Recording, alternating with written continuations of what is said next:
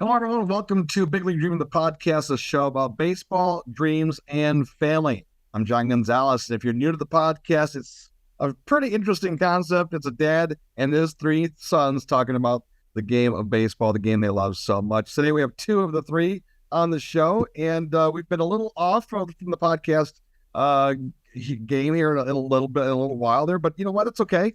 We got a lot of shows lined up coming up here in the near future. In fact, we're going to do one all together live and in person at a minor league ballpark. We'll tell you more about that later. But for right now, let's check in with both two of the three that are on the podcast today. Son number one is joining us from Charlotte, North Carolina. Zach Gonzalez. Zach, how you doing? I'm doing great. We got some good weather right now down here in Charlotte. It's kind of like that kind of 70s, 80s before it gets super hot here in Carolina. So that's been pretty nice. The Charlotte Knights are actually starting to win a little bit. Last year was pretty rough, so like getting some wins under their belt, that's pretty fun. So yeah, I mean, college baseball is going. MLB is a month in. Like, let's go. Yeah, the college baseball season is going to get really interesting here as we started getting into the College World Series, so that'll be fun. Let's get to son number two, Ty Gonzalez. He's based in Grand Rapids, Michigan. He's our producer. Ty, how you doing, buddy? I'm doing great. I'm so excited to do another episode. It's been way too long, and we have an awesome guest for today's episode. I'm ready. Yeah, today's guest is going to be interesting because he has so many connections to our family, and we're probably going to get into some things, maybe into some high school rivalry stuff. We might get into some travel ball stuff. We might get into some West Michigan Whitecaps versus Kalamazoo Growlers versus the Sprint Spitters. I mean, it's going to be an interesting podcast. So if you're into baseball at any level, we're probably going to cover every single one of it. Before we introduce our guests, we should say if you want to listen to the show and former episodes, there's tons of them out there. Ty, where are we on? Where can people find us? Yep, we're on YouTube at Big League Dreaming the podcast. We're also on Spotify, Apple Podcasts, wherever you listen to your podcasts. Big League Dreaming the podcast. Go listen to some other episodes after this one. Yeah, and one of the episodes which I think people will enjoy because I still get reactions to it all the time is our episode from last summer when we did our ballpark tour, 3 games in 24 hours. When I think about that, I still have the plaque you guys got me for Christmas in my bedroom there, and I'm like, I can't believe we did that, right? Yeah. Zach, I mean, who thought we would do that, right? Yeah, and what cracked me up is like right when I got back to work, like the next day or whatever, I was like, yeah, I went and did this baseball trip, 3 hours or three ballparks and 3 major league ballparks in 24 hours. And one of my coworkers like, oh, that's a pretty neat idea. Like I should go do that, with my dad or with our family. We should probably try to do that. I was like, do you understand like how much like stress and planning and like how like we were running? Like it's not just something you could, oh yeah, I'll catch a double header and do this or that. Like that was hardcore for sure. Oh yeah, I was with a friend this weekend, and well, we'll get to the guest in a second. He's pretty like, I want to jump in here, but I was with some friends this weekend, and he only brought like a plastic bag. He goes, I brought my luggage with me for the weekend. It was a plastic bag with a toothbrush, some toothpaste and deodorant. And I'm like, that's exactly how my son packed for our baseball trip. We went for 3 games in 24 hours. Ty even walked out of his garage with no shirt on because I was bringing shirts for everybody. So yep, there you go. Open up that garage. I'm just standing there with no shirt, my little tiny duffel bag. Not even a duffel bag, plastic Meyer bag. Yeah. What is he doing? What is he doing? All right, let's get to our guest right now because he's probably like going like, I want to talk about this. This is great. He was probably has questions for us. Zach, why don't you introduce him? Yeah, absolutely. I mean, like Dad, you were saying, we're just so well connected with our guests. I don't even know how to introduce him. Sam Connell is our guest today. He is the assistant GM for the Traverse City Pit Spitters, which is a baseball club in the Northwest League up in the great city of Traverse City, Michigan. But Sam goes way back with our family. And yeah, man, we appreciate you hopping on and chatting baseball for a little while. Absolutely, guys. Thank you for having me. And I loved hearing that all back and forth. And that I think I remember you guys actually going on that trip, seeing stuff on social media about it. What 3 parks did you hit in 24 hours? Was it like the Chicagos and Milwaukee or something to get that in a similar vicinity? Where'd you go? Yeah, that's impressive, Sam. We hit Milwaukee and the White Sox in one day. Day game in Milwaukee, White Sox were the night game against the Yankees. Our choice for the for the night game before, we had kind of like a different cities we could kind of pick to go to a night game and then fly to Milwaukee early the next morning. And Dad really wanted to see Camden Yards. So we flew to Baltimore, saw the Orioles play the Astros. Next morning, flew to Milwaukee, caught the day game, and then drove down to Chicago. Oh my goodness, man. That's a trip for a lifetime right there. That's a good one. I used to work with some guys in minor league baseball that used to do a trip similar where they'd take like 1 week and try to hit like 5 or 6 minor league parks. I think I remember them doing was they did like Indianapolis, Louisville, Nashville, like Mobile, Alabama, and then like looped all the way back up to South Bend over the course of like a 5 or 6 day stretch. It was crazy. That's crazy, especially with minor leagues having like so many different weird start times. Like, oh, it's Kids Day. We're starting at 11 today. That'd be crazy. Yeah, and to just have the timing to work up that like with our schedule, they were able to take that time off when we were on the road, that all of these teams were home. It was astounding that they were able to make that work. So it was very cool to see that. And I do remember when you guys went on that trip, man, it was something that I was incredibly jealous of. And I think it's something that as I get older, I either got to try to figure that out with my dad, or as my son grows up, try to get something figured out with him. But he's 2.5 right now. He's not sitting around at any baseball game except for maybe a Pittsburgh's one when he's out on the playground the whole time. Well, I think what made our trip really interesting is that we vowed to be there for every single inning. So we weren't going to like leave early, or, we weren't going to show up late. We had to make it legit. We said we're going to be there from the first pitch to the last pitch, and then that was the goal, to get there for every single game. And as you can imagine, logistics of flying, once you get the ball, we had to go through St. Louis to get to Milwaukee. So all the flights had to land on time. And then we had the game in Milwaukee go extra innings. So, and then we had to deal with Chicago traffic for the night game. Mm-hmm. Which is no joke, man. Chicago traffic is brutal. I spent time living in Wisconsin and driving back to GR, that whole drive. I'm like, why do people live in this city? And why are there so many people here? Then you get into the city and you're like, all right, this is a lot of fun. But driving through and around Chicago, not for me, man. That's why I live in Traverse City, where there's like 18,000 people year round, and we just got to deal with the tourist season from like May to September. That's about it.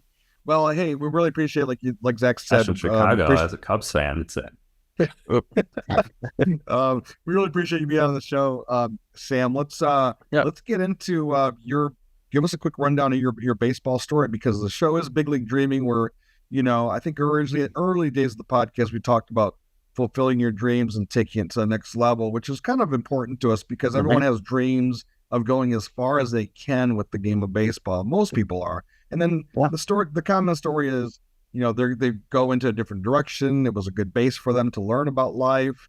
And then some stay in the business, but maybe not what they thought. Give us your background. Where you said you're originally from Grand Rapids. Tell us how you got into baseball and your passion for baseball. Yeah, man. Born and raised in Grand Rapids. Played baseball for as long as I could remember. Started playing as a kid with T-ball, coach, pitch, all that. Played at Northern Little League there in Grand Rapids, and then went to West Catholic for high school and got to play 4 years there, and had an absolute blast with it, and was blessed enough to have an opportunity to go play at Aquinas College there in GR after my playing career in high school was over. And probably it was my junior year of college. I kind of realized that I wasn't throwing 95 miles an hour as a right-handed pitcher, and kind of thought, all right, I need to figure out something else with my career. I'm obviously not going to play baseball, but I love the game. How can I be in it? And that's when I started. I was a sport management major because I felt like that was an easy major for an athlete. Just like, hey, I can do this. I like sports. I don't know what I want to do in it. And started really exploring this whole working in the industry piece. And got really well connected with some people. Jim Jarecki, who's the GM of the Whitecaps, was someone who I made a connection with early on in my career, or even before my career started, I should say. And he really kind of helped guide me. After I graduated Aquinas in December of 2013, about 3 weeks later, I moved to Fort Wayne, Indiana.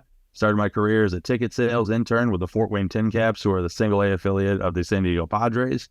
Got to spend the 2014 season there. And I think after about 3 or 4 games working in that ballpark, the ballpark in Fort Wayne is gorgeous. Parkview Field is one of the best in minor league baseball. And the staff was fantastic. The community rallied around it. And I thought, I think this is what I want to do for the rest of my life. I think I found kind of my path of what I want to do. I want to be in baseball. Wherever that takes me, whatever that leads to is a whole different story. But I want to be in this. And I mean, it was a great summer working in Fort Wayne.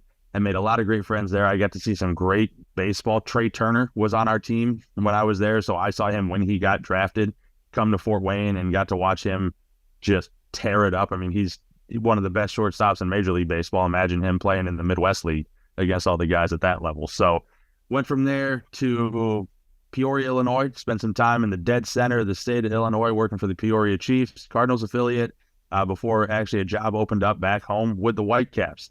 And that was always kind of a dream to be able to work for the Whitecaps organization. You know, you guys know, being from Grand Rapids, you grow up going to Fifth Third Ballpark, now LMCU Ballpark, or, you know, if you're old enough to remember, Old Kent Park when it first opened up, and really get to, you know, it was awesome to be a part of the side of what I grew up going to and creating those memories and those experiences working for the Whitecaps. So spent 4 years working for the Caps, and then, as I was kind of telling you guys before we started here, I took a trip over to the wrong side of the lake, I'll say, and nothing against Wisconsin, but the Great Lakes state is where you want to be when you're on the Great Lakes. And I'd spent some time over in Appleton, Wisconsin, working for the Wisconsin Timber Rattlers. Had an absolute blast. I do miss the really good cheese curds anywhere you go. We don't quite have those in Michigan like you can get over there. And then spent a year there before the opportunity to come back to Michigan and really help grow what we're doing here in TC and be a part of what's going on with the Pit Spitters. So moved to Traverse City with my wife in October of 2019, and here we are 4.5 years later, man. It's been an absolute wild ride. I've seen this baseball team through COVID-19 pandemic, championship season, bunch of big events, and being a part of this community and everything that we have here in Traverse City is great. So, you know, to kind of bring it back to what you said there, John, I'm living the dream right here. You know, I never, since I've been in my career, I've never had the urge to say, hey, I want to work for the Tigers. I want to work at the big league level. I like that intimate environment of the minor leagues. I like the fun and the flexibility and the freedom that we can have with some of our promotions and some of the weird things we can do. I think that people working in the minor leagues are some of the most creative and smart minds when it comes to creating the best possible experiences that they can. And I love being able to learn from people and help to usher in that new generation of baseball fans through the experience they have at our ballpark up here in TC, Turtle Creek Stadium. I get to some of the days when you and Zach coached together, but before we do that, one thing I do want to ask you, just following up on that. So when you were doing that, your first job, which was in where again? Fort Wayne, Indiana. So you're working for the Tin Caps, which I agree with you. That stadium is unbelievable. I went there a couple of years ago when Spencer Torkelson made his debut, professional baseball debut, and went like 0 for 4 and struck out 3 times. But that's a whole different story. But that ballpark is incredible. But when you were there, you said that's kind of when you knew, like 4 or 5 games in. Was there a moment, or was it like, yeah, because you're in the ticket office, you're probably dealing with all that stuff. Do you remember any story from that you kind of like, okay, yeah, this is really my thing? Yeah, John, I have thousands of stories from that. But really, I think the one that sticks out, it was April of 2014. We were in the middle of, I think, our second homestand, and it was a cold day in Fort Wayne. You know, we're in Northeast Indiana. It's chilly, and we're playing a game. There's very few people in the crowd, and then it started to snow, and snow was coming down hard. And I mean that thick, heavy, wet Midwest snow that we all know and love. And the players just stopped. The game stopped. We kind of went into a delay, and the players were just running around on the field. You know, it's a bunch of guys from the Dominican, Puerto Rico that had never seen snow before. So seeing them have fun, and then the fans were having fun. And this was right at the height when Frozen had just come out. So we're playing Let It Go on the speakers, and we're out there. We did an impromptu promotion where we were just throwing snowballs into the crowd for people to try to catch instead of throwing T-shirts. And after that game, the whole staff was sitting around, and it's like, you know, a lot of people could look at it as, this was terrible. This was a horrible experience. But seeing the way that the full-time staff adapted and had fun with it, and that the fans who were there, I mean, there weren't a ton of fans there. It was like a Wednesday in April. But they had a blast with it, and they loved it. And I had so much fun doing it, even though, you know, with that wet snow, your clothes get soaked, they get heavy, whatever. I was like, this is too much fun. And that's the first time, the realization that I have, and I'd say this to all of our interns that we hire, anyone that even when I'm going out on sponsorship meetings, whatever, I always tell people that I go to work where everyone else goes to have fun. So when I can look at my job and what I do through that lens, it doesn't beat anything. Nothing can beat it. Like there's people that spend their hard-earned dollars to come out and watch a Pittsburghers game. And my job every single day of the year is to figure out how weird and goofy and unique we can be. And it's the best. So, going back to that time in Fort Wayne, just seeing how the full-time staff interacted with each other, did everything. The whole staff there is great. I think the average that people have worked there is that organization's been around going on 15 years, just the Tin Caps at that ballpark. I think they have probably 10 to 15 people that have been there for almost all 15 years since they've been in downtown Fort Wayne. And so it was a great organization to get my start in the industry. And I loved every minute of it. So it was just kind of cool seeing how they reacted and knowing that I could do the same thing. I can do the same thing for my career. And here I am in year 11 working in baseball now. Incredible. Well, we'll talk more about the Pittsburghers in a minute too, because we do want to talk about Traverse City and the success the team has had. I've been there and have seen it in person. But Zach, between you and Ty, we were talking off the air before we started that Sam would play high school baseball against one of our hometown rivals, but he was kind of in the middle of everything. Zach, do you remember the first time you met Sam? Did you guys talk about the West Catholic Comstock Park baseball days at all? I'm not sure. I mean, it could have been the Flames when Sam, you were playing for the Grampus Flames, our travel baseball organization. That was probably the first time that I met you. But kind of like my era of when I was at CP, Allendale was our rival. Back then we didn't really play West Catholic. It wasn't until I guess Ty, maybe a couple of years older than Ty, that group really started playing West Catholic a lot. I don't know if they were ever in the same conference or what, but yeah. We were. I don't even really remember facing West Catholic at all, personally, for me. No, we played CP. I think, I was mentioning, my senior year, 2009, was the first year that we joined the OK Blue. And so the guys I played Flames ball with, shout out to Brandon Canute, Joey Leone, John Lewis, those guys that were all on my Flames team, all played for CP. So we had that little rivalry. I will say, I think my class, my senior class, not me in particular, but the rivalry with CP started at a basketball game, actually. The big one happened where our student section was chanting some things about Comstock Park students that they took some offense to, and then we went and had to play basketball at their gym, at that gym at CP with those end zone bleachers, and they threw a party, and they were rowdy, and they watched the entire set of warm-ups from the baseline as we were shooting layups in front of their student section. And we walked into the locker room, and I was like, this is going to be a really rough night for us guys. We got to play our best, and we got smoked. We got just embarrassed in that gym. But that's where the true rivalry between West Catholic and Comstock Park started. As good or bad as it is to say, the class of 2009 kind of started it, and it was cool to see that that's been something that's kind of continued on for 15 years now. And I kind of wish we didn't start it the way that we did. But all I remember from those days is driving up to the game at the gym and getting a text from a couple of guys I played with the Flames, and they just said, just get ready for a really rough night. And that's all they told me. And I walked into the gym and I was like, this is not going to be fun. I don't know if they still do that. Do they still do that, Dad? The class, that's when they started the hick out. That's what they called the hick out, yeah.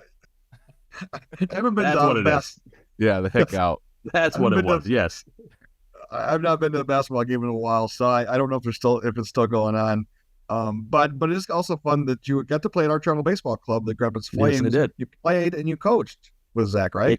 Yes, yeah. I joined the Flames. So my high school baseball coach, Kevin Boheis, actually had his own travel organization that I played in when I was 13, 14, and 15. And then at West Catholic, one thing that you actually do is after your sophomore year, they take a 2-week trip with all the sophomores out west, and you go camping through Wyoming, Montana, the Dakotas, and it was an absolute blast. Well, after my sophomore year, I couldn't get a travel team that wanted to take me that year because, hey, I'm going to miss 2 weeks in June, and sorry, I'm not going to be here. Nobody really wanted to have a guy who wasn't going to be around for 2 weeks. So then after my junior year, I was kind of sitting there saying, I need to find somewhere to play. And so we reached out to the Flames, and they kind of said, hey, you can come out try out. Our team is pretty much set, but if you want to show up and try out, we'll see if we can find a spot for you. And luckily, I had a good day at tryouts. I hit well, I threw well, I fielded well, and they said, hey, come play for us. And I think I started out that 17U season as the 7 hitter on the team and probably the 4th guy in the rotation. And I think by the end of the summer with our tournaments, I was the number 1 guy in the rotation and hitting 3rd in the lineup. And that was an absolute blast playing for the Flames. I still have my jerseys. I was down in Grand Rapids this past weekend, saw them hanging up in the closet at my parents' house. The orange and blue 29. Had an absolute blast those 2 years, man. And then, a couple of years after graduation, Zach shot me a message. It was like, hey, do you want to come coach a travel team with me? We coached, 8? We were 17U, right? Were you coaching or 18? Yeah, there was a level above us. We were either 16 or 17U. Yeah, so Zach gave me the opportunity to go coach, and that was a blast doing, whether it was a regular season, playing around town, or going to the tournaments. I remember the one where we played in Ann Arbor and Ypsilanti, playing at Eastern Michigan's field there in Ypsi, and that was a blast. I loved coaching. I coached at West Catholic for a couple of years. It's a lot of fun to be able to kind of give back to the kids that, are coming up, just to say, hey, here's what I've learned, here's what I can offer, and getting to be competitive through it as well was a lot of fun. And our team was actually pretty good, so it was fun to be around that as well. Yeah, But I remember that was the summer 2012 when I was working full-time internship with the Whitecaps. Yes. And I was like having to work all those games, and I'm like, Sam, what's going on? What's going on in the game? Who's pitching? Oh, we won the first 2 games of pool play. We're in the first play, or we're in the driver's seat and all that stuff. That was a fun summer. Yeah, man. And I still remember that tournament in Ypsi. It was like 104 degrees on that turf. I was dying out there, but it was an absolute blast. But yeah, you were texting me saying, hey, what's going on? How are we doing? Who are you starting tonight? Here's what I got for lineups. And I forgot, you were with the Caps that summer. Wow, so yeah, I was that was parking cars at the Whitecaps ballpark. Yeah. The joy of being an operations intern for the Whitecaps, man. Yep. Do you have anything for Sam? Because there's tons to cover, but I'm sure you have some questions for him. Yeah, let's talk about the Whitecaps a little bit and kind of go into the Pit Spitters. Yeah. Your time at the Whitecaps, I'm sure it was a blast. Now you're kind of in like a higher position at the Pit Spitters, correct? Mm-hmm. Yes, sir. Like what do you bring from like that Whitecaps vibe, that Whitecaps experience to the Pit Spitters? Yeah, so I'll say for anyone who's listening that may not know, we are basically a sister organization of the Whitecaps. The Whitecaps ownership group is our ownership group, so that's part of the reason why I'm here, is to take what I learned and what I experienced in Grand Rapids in Comstock Park there with the Caps up to Traverse City. The ballpark here in TC is great, but how can we enhance that fan experience? So really that's what I take is I joke in the office. I kind of try to bring the culture. Our GM, she handles the X's and O's, as it were. I'm very much a culture guy. I want to make sure that we're still having fun. I want to make sure that we're understanding that what we get to do for work is truly something we get to do, not something we have to do. It's a fun job. People, there's high school kids, there's college kids that look at what we do and they think, man, this is so much fun. How could you ever have a rough day at work? So it's trying to bring that fun, that energy, but also, the Whitecaps are very big on, as we kind of call it, a work hard, play hard mentality. When we got to buckle down, we know that we got to do our work. We got to get it done because we're trying to put on a show. We don't want to do anything that's going to reflect negatively on the organization. We don't want to do a promotion that's just kind of 50-50. We want to make sure that if we're doing a Star Wars night, that we have characters there. We have a jersey. We have a big night with that. We want to make sure that our fireworks shows are better than any fireworks show that you would see. So we want to make sure that the experience that you have from the second you pull your car into our parking lot to the second you pull out onto the road is the best possible experience you have. And that's what we're all about. It's all about the fun. It's all about the fans. It's all about whatever we can do to make each and every person have a memorable experience at the ballpark. So taking that from the Whitecaps and being able to still have that connection with the people that I worked with down there has been fantastic, to utilize them as resources and to put on the best show we could here in TC. And I think I'm incredibly biased, but I think we've been doing that for the last, going on 6 seasons now up here. Your team has definitely had some success up there in the transition from the Beach Bums, and they were in the Frontier League. Now you're in the Northwoods League, and the Kalamazoo Growlers are a big rival, right? Big rival. I've kind of helped to make that rivalry. We sold the sponsorship last year with Ferris State University sponsoring our rivalry series. the 131 rivalry series. So Kevin, who's the GM in Kalamazoo, is a good buddy of mine. And so he and I were talking, and we're like, what's a good rivalry series we could have? Who could we get to sponsor it? Well, if you look at the map, Big Rapids is almost exactly in the middle of Kalamazoo and Traverse City on 131. So we built that. But I will say there's no love lost between our coaching staffs. I love the front office down there in Kalamazoo. Kevin, Brian, the whole crew. We have great relationships. My sister lives in Kalamazoo. When I go down to visit her during the summer, I'm usually catching a Growlers game. The guys down in Kalamazoo, I mean, who doesn't want to come vacation up in Traverse City when they're up there, when they're up here? I take care of them at the ballpark. Our coaches, on the other hand, there's a little bit of animosity there, but when you play someone 12 times a year and you played every single year for the last 5-6 years, and you're usually two of the top teams in the same division, it can get tough. So there is a rivalry there. I call it a friendly one.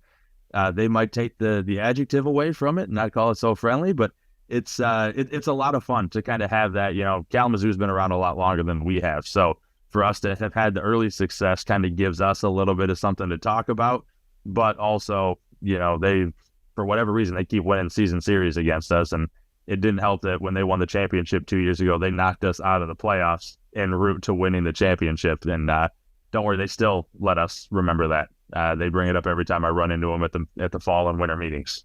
Well, we wish son number 3 was on here. Zane Gonzalez. He's based in South Bend, Indiana. He actually coached as an assistant, as the pitching coach there at Kalamazoo. So yes, he did. So you must have ran to Zane at some point, huh?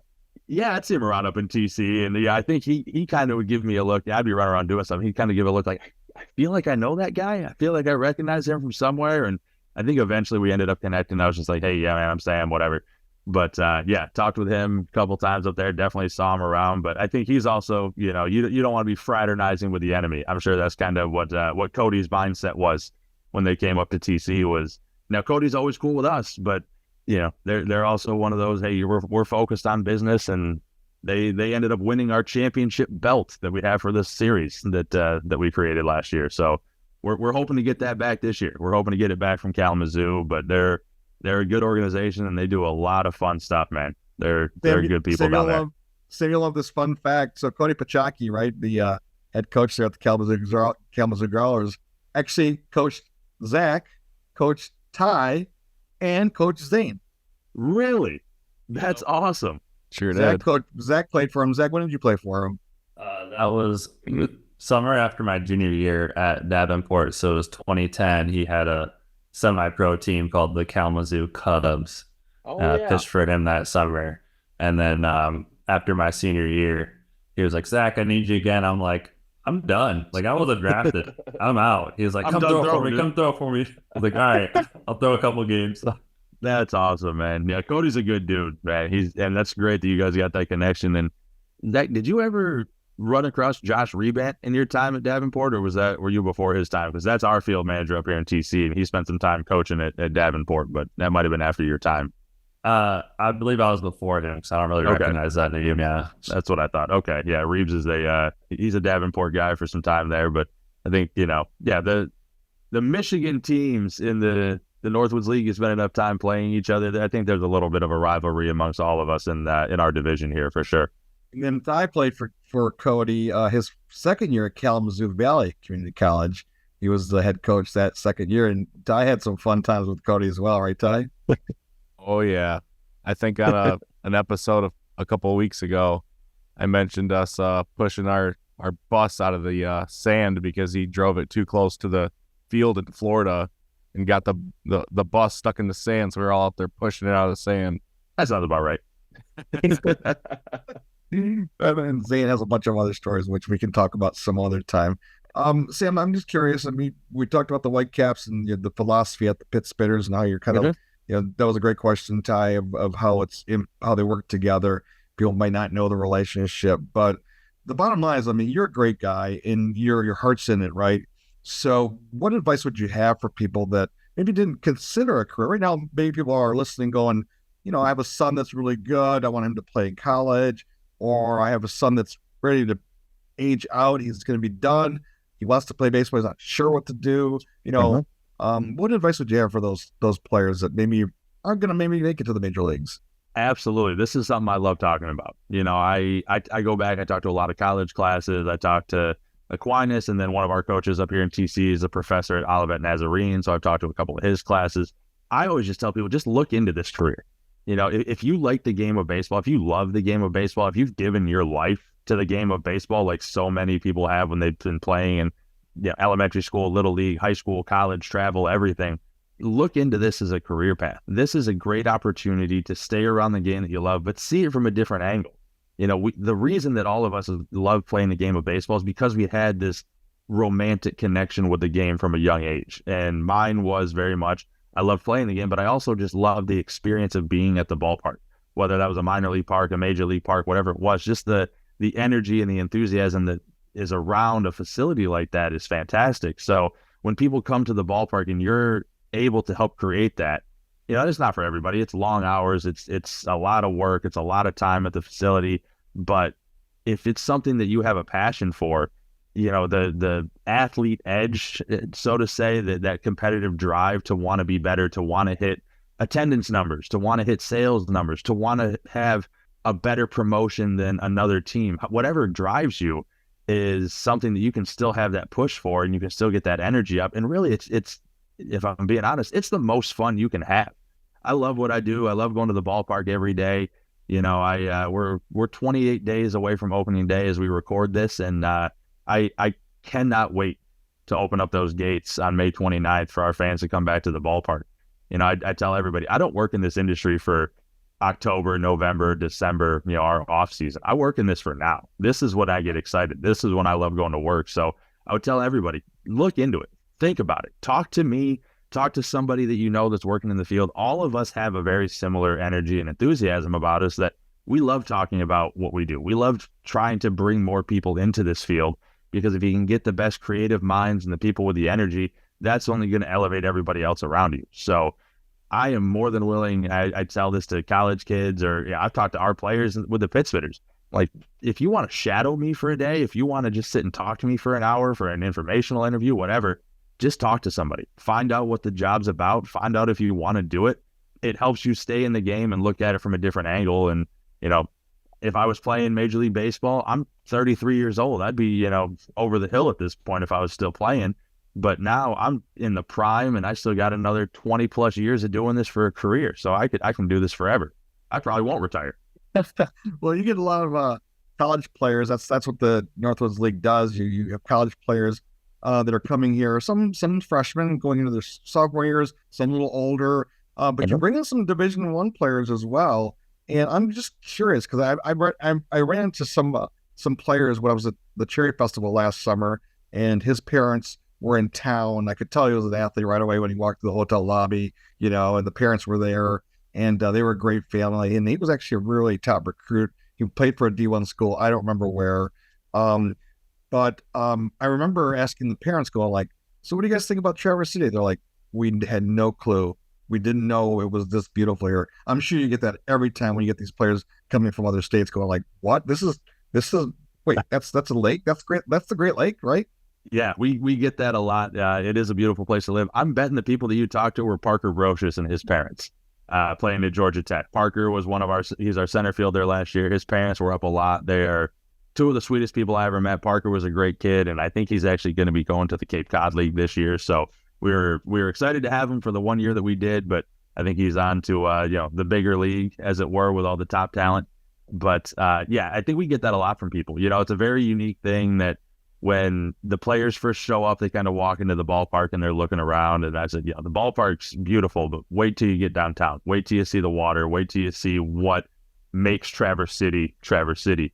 And then same thing when the visiting teams show up, without fail, they're all walking around with their phones out, FaceTiming mom and dad or their girlfriend or whoever it is back home, saying, look where I get to play, look what I'm doing. And the families, you know, it's really cool with this level of baseball. You know, working in affiliated ball, I never got to interact with the players as much, and I never got to interact with the families as much. In TC, the families are just around. One of the first people I met my first season here was the parent of our first baseman. He was just in the ballpark, and he was just sitting there watching practice, and I didn't know who he was. And I said, hey, excuse me, sir, you can't be in here right now. He said, oh, it's my son playing first base. They said I can sit here and watch. And got to talk to him. I talked to probably the same people you talked with last year, John. You know, they asked me where they should go for dinner, what they should do during the day, everything like that. And being able to kind of share that experience, it is one thing that we like about what we're doing here in Traverse City. The Northwoods League very much has a lot of turnover. You don't get a whole lot of guys returning for 2-3 years.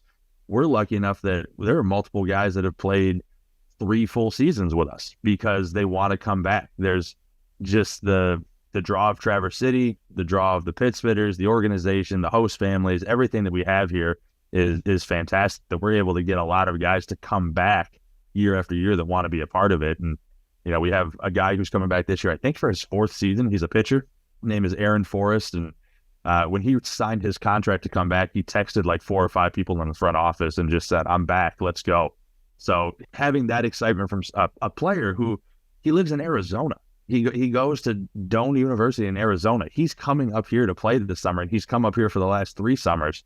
That's the kind of stuff that gets me excited, that people understand the beauty of this region and what we have here in Traverse City. Because if you haven't been up here, you don't know about it. It's a little hidden gem in the pinky of Michigan, and we love it. It's a great ballpark and great community. Sam, I wanted to ask you, or Ty, you got something? You can go ahead.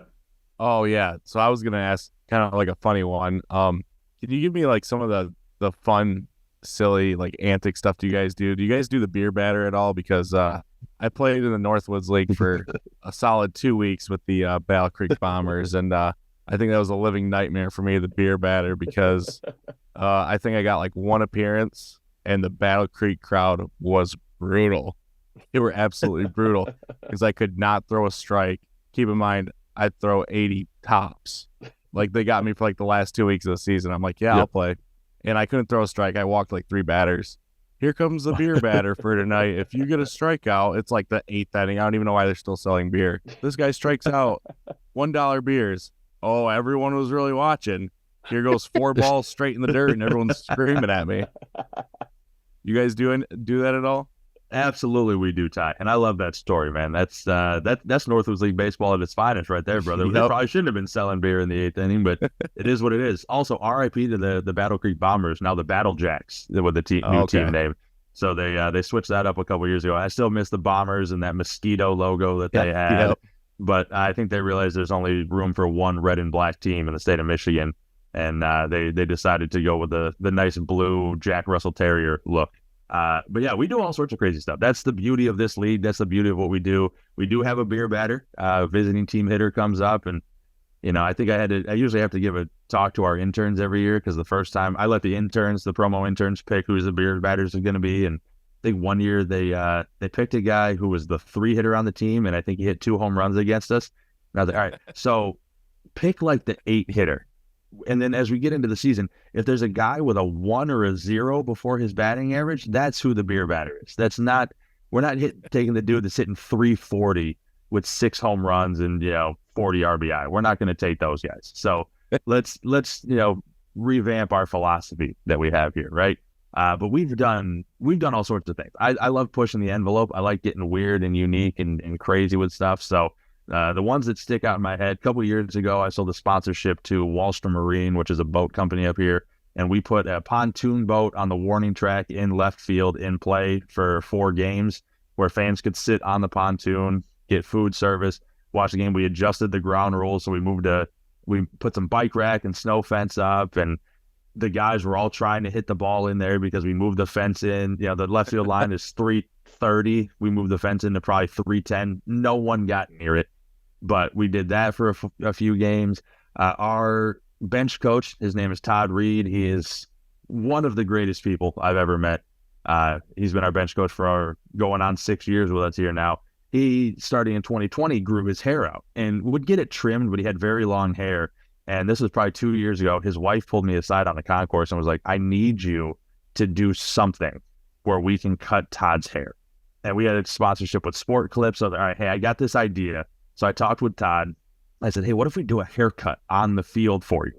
So we took those square screens you use for batting practice, and we set up a little booth for him just beyond the dugout. We gave him a microphone, and we were going to cut his hair on the field. Well, before that, we had the fans vote on what haircut he would get. So we had, one player who had that the kind of pompadour looking curly hair up top with the shaved sides. We had another guy that had just like a mullet was an option. And then as we were setting up our on-field host, the whole plan was for him to call me over with my cue ball head as the third option. And so I ran over and I whipped my hat off, and the crowd went nuts. And so they shaved Todd's head on the field, went down to just a no guard, shaved his head off, and that was one of the more funny promotions. We did that on like a random Wednesday, but fans were loving it. There's people taking photos of him, and it took probably 2 innings. We had to take the mic away from him after about 30 seconds because he was using that to argue with the umpires because he didn't like it. So I was down there kind of guarding it, watching the whole thing. Ball was thrown just outside. They called it a strike. He didn't like it, and he's just like, "Come on, you can't do that." And he's got the microphone.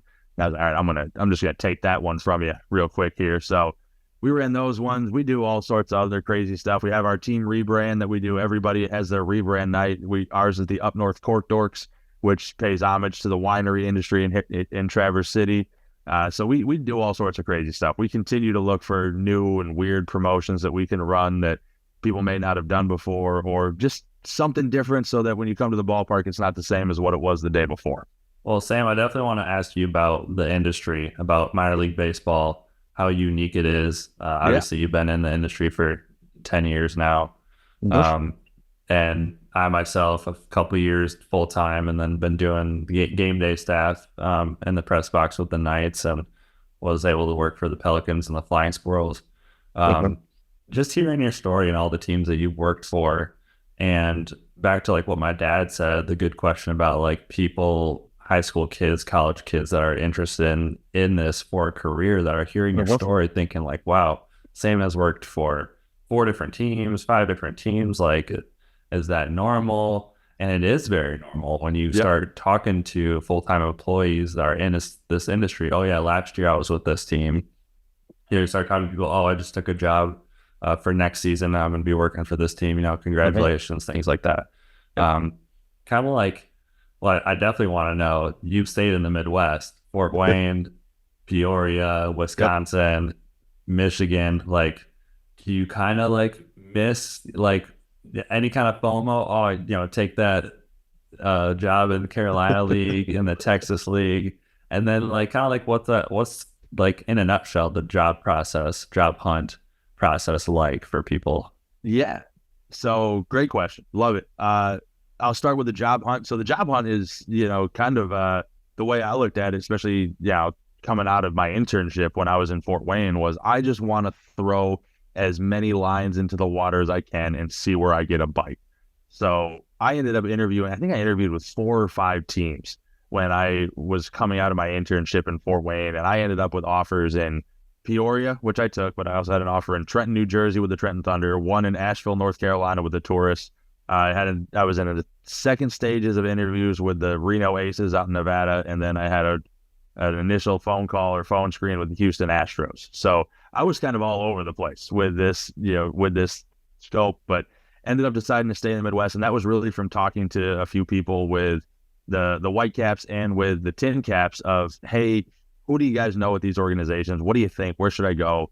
And they had told me, hey, Rocky Vanaken, who was the president at the time in Peoria, they said, that's a guy you want to work for. We trust him. We love him. He's a good guy. That's where you want to go. So I've always kind of used that as I've been bouncing, asking questions, and yeah, you ask about the weather. Yeah, I've stayed in the Midwest, man. Winters are tough here. Winters suck. When I lived in Wisconsin, that polar vortex whipped through, and we had a wind chill of -65. It was brutal. They said if you're outside for more than 5 minutes with exposed skin, you'll get frostbite. So, and before I took the job in Wisconsin, I also had a job offer in Columbia, South Carolina. So you want to talk opposite in terms of climate, and it was a better opportunity for me to be in Wisconsin, but believe me, when I was sitting there in -65-degree wind chill, just looking at my wife like, we could have been in South Carolina right now. We could have been in Columbia. We could have been down there. It could have been warm. I was checking the weather. I was like, oh, look at the polar vortex is sitting in South Carolina, and it's 52 degrees.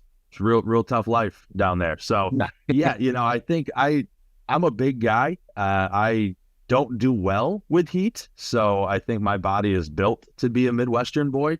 But there have always been those thoughts of like, man, some of those teams would be exciting to be a part of. I mean, Charlotte is one of the crown jewels in all of minor league baseball, man. The fact that you get to work at that ballpark is awesome. And you work for two amazing organizations as well. I mean, Parney and what that crew does down in Richmond and everything down in Myrtle with the whole crew that's down there at that ballpark, and very similar vibes to Traverse City with drawing on the tourism market and everything else down there in Myrtle Beach. So yeah, I think I've found my groove in the Midwest. I love what I do up here, but there's moments where, when I'm sitting here in the middle of the winter, like, there's a lot of teams in warmer weather climates, but at the same time, it's great being a part of this community. It's great being close to family, with our kid. But yeah, I'll take, if I could be a snowbird, I think that's my retirement plan. I said I'm not going to retire. I think my plan one day is to just work at a spring training complex in the winter and then come back work up here during the summer. I can't do that right now. They won't allow me to do that, but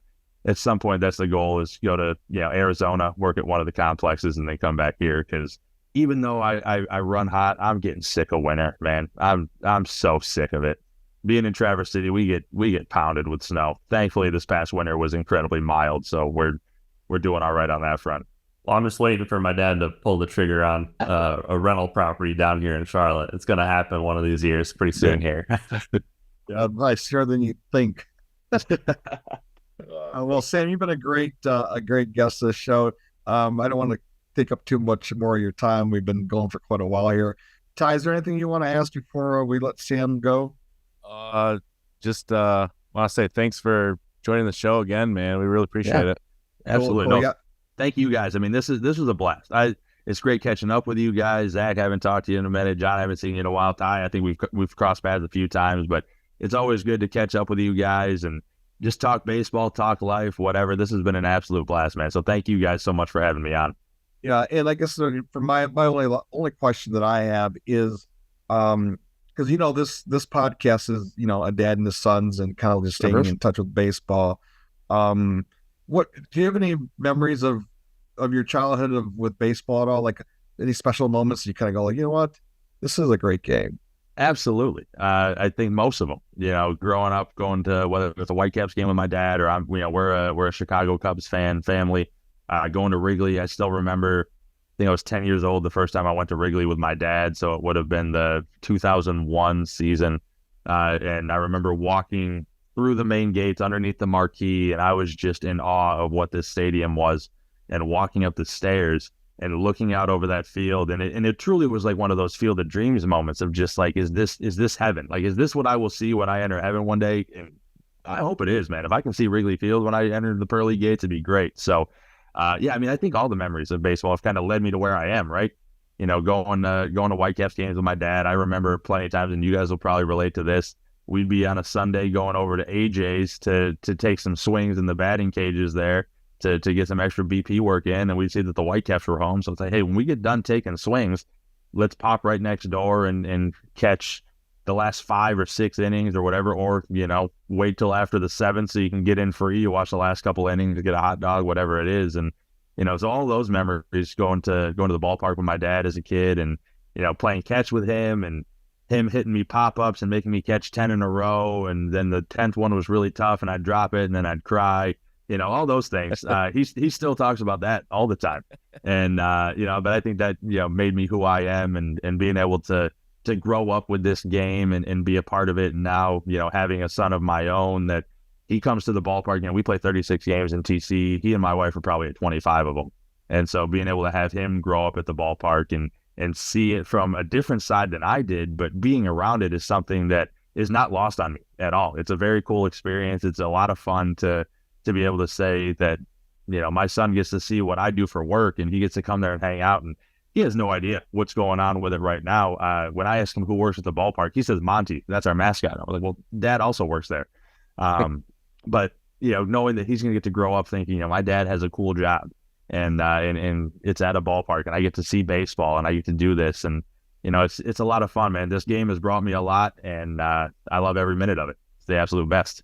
Awesome. Zach, you want to wrap it up for us? Yeah, Sam. Thank you. Appreciate you jumping on. Glad we were able to reconnect. Yeah, buddy. I feel like, we could have talked all night for sure. Like so many stories between everything. But yeah, we respect your time and we'll have you on again. Maybe end of the season when you guys are going on your playoff run, you can give us an update how the Pittsburghers are doing and bring you back on the podcast. Yeah, buddy, we got to have a part 2. I feel like we just hit the tip of the iceberg on a lot of this stuff. So I'd be happy to hop back on. But again, man, thank you guys so much. This was awesome and a lot of fun chopping it up with you guys. All right, Ty, tell people where they can get more information about Big League Dreaming the podcast. Actually, before you do that, Sam, we should ask you if people wanted to learn about the Pit Spitters and how to check out your schedule and all the promotions you have, where should they go? Absolutely. Pitspitters.com for all information that you need. Check out our schedule. We open up on May 29th at home against the Kokomo Jackrabbits. Our season wraps up on August 6th.